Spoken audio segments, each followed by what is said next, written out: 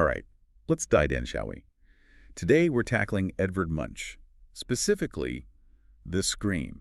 You guys sent in a ton on this one, so we know you're ready to go deeper than just, oh, that screaming painting. It's iconic, no doubt.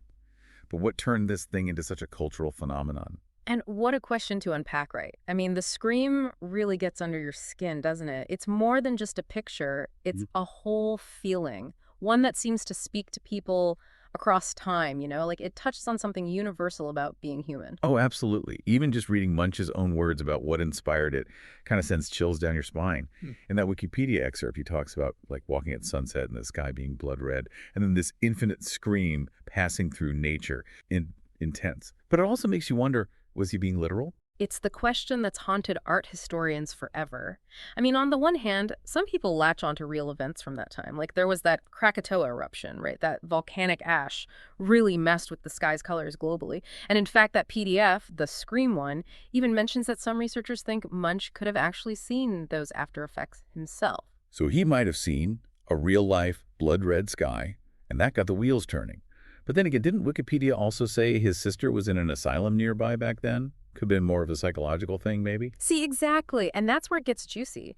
Because that PDF also highlights how much Munch was into expressing internal states through his art. So was it a literal sky? A reflection of his turmoil? Or maybe both? That ambiguity is kind of baked into what makes the painting so powerful. Hold on, so you're saying it could be both literal and symbolic at the same time? Okay, my mind's a little blown. But it makes sense, right? Like, yeah, there might be a real-world reason for the sky. But the real impact comes from how it makes us feel. All that unease, the lines going haywire, nothing solid. Almost like we're the ones about to scream, not just the figure. Nailed it. And trust me, Munch didn't just accidentally stumble onto that effect. If you look at that PDF, it talks about how deliberately he uses color and linol to jack up that anxious feeling. Don't forget, this was the late 1800s. Munch and those artists were all about symbolism, using visual metaphors to get across bigger ideas. Okay, yeah, symbolism, I've heard the term.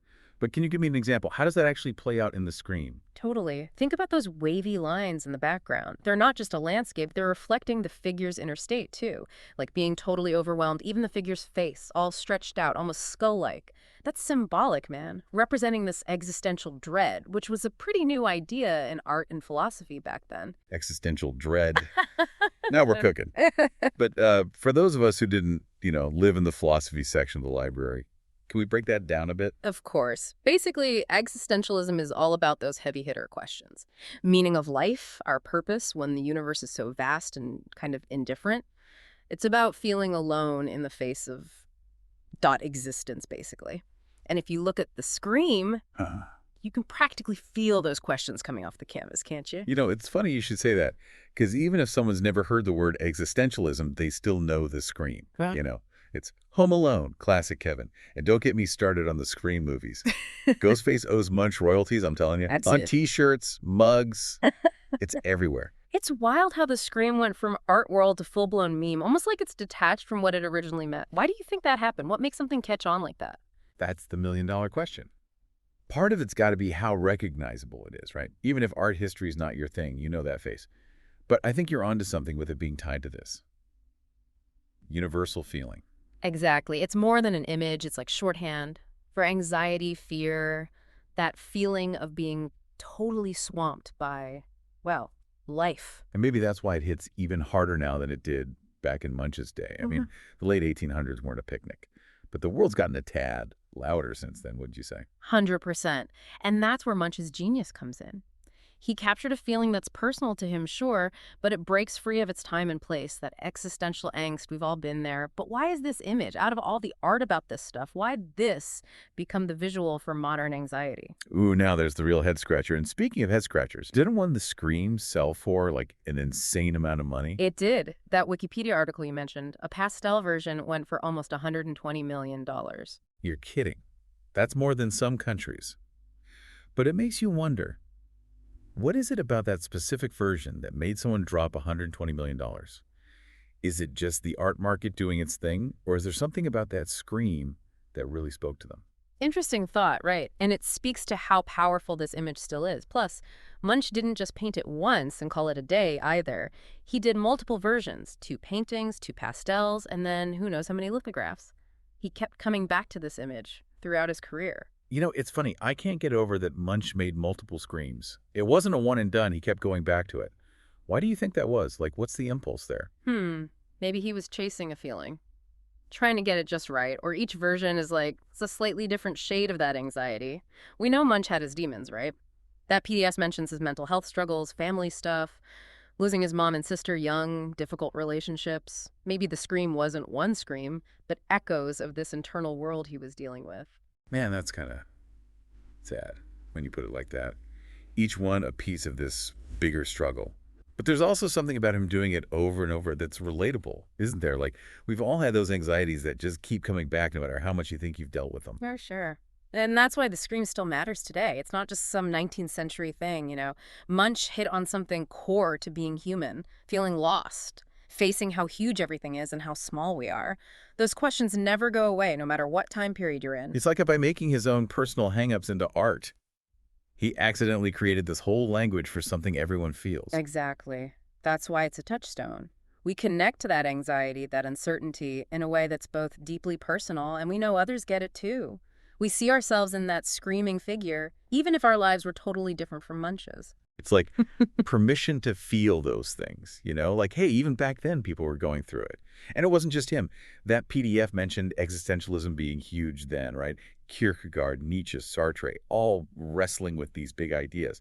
But philosophy can be kind of tough to get through, It takes effort. Munch just throws it right in your face with the scream. No dictionary needed. You just get it. Exactly. It's immediate. Cuts through all the noise, both literally and figuratively, I'd say. Speaking of noise, that Wikipedia article had a really cool theory about the scream itself. Apparently, some people think the figure isn't screaming outward, but covering their ears to block something out. Right. Isn't that interesting? And it totally fits with how Munch described it himself. Remember, the infinite scream passing through nature. Maybe he wasn't just painting the urge to scream, but being overwhelmed by the noise of everything around him. So instead of being the one screaming, he's trying to find a little peace in all chaos. Exactly. Adds a whole other level, right? It's less about surrendering to your anxiety and more about dealing with it.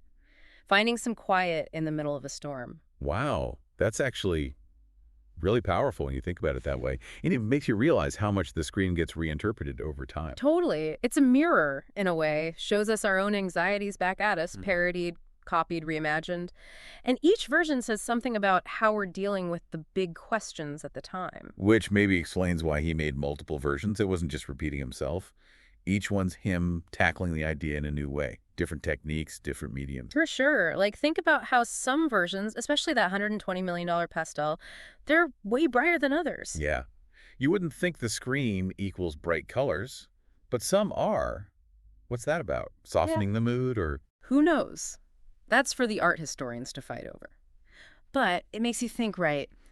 Maybe those bright colors don't make it less anxious, they actually make it more so.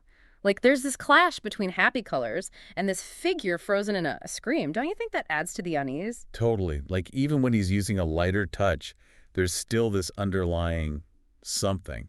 And maybe that's the whole point. Anxiety isn't always this big dramatic thing, right?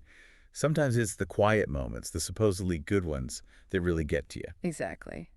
The scream reminds us that things aren't always as they seem. And sometimes the biggest truths are hiding right in front of us. It's like one of those magic eye pictures, Stare long enough, you see something new each time. That's the scream for you. Think you've got it figured out? Bam! New detail, new theory. Got to rethink the whole thing. And isn't that what makes art great? When it keeps the conversation going, makes you question things, even over 100 years later. For real. Speaking of conversations, that Wikipedia article, it called The Scream, the Mona Lisa of Our Time.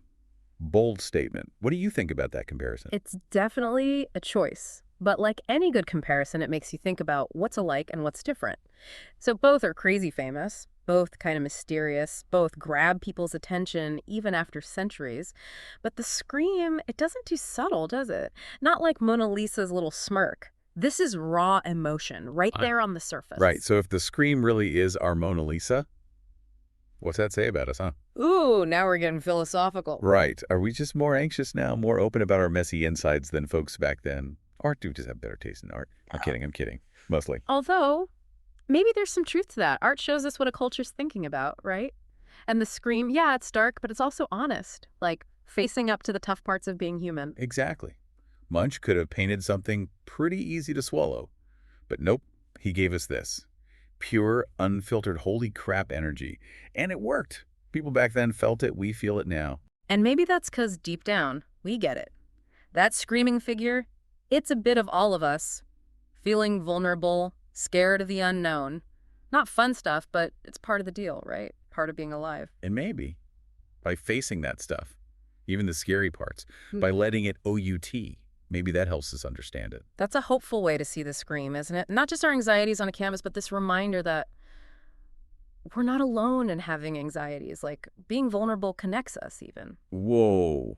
Okay, did Yeah. not expect to get all deep like that, but I am here for it. So to everyone listening, if you're feeling a little existentially overwhelmed today, you're not alone. Yeah. And hey, maybe go find a print of this scream. Either it'll make you feel better, or at least you'll know someone else gets it. A fittingly mysterious end to our little arc adventure, wouldn't you say? Absolutely. Huge thanks to you and to everyone listening for joining us on this deep dive. Until next time, keep those brains buzzing.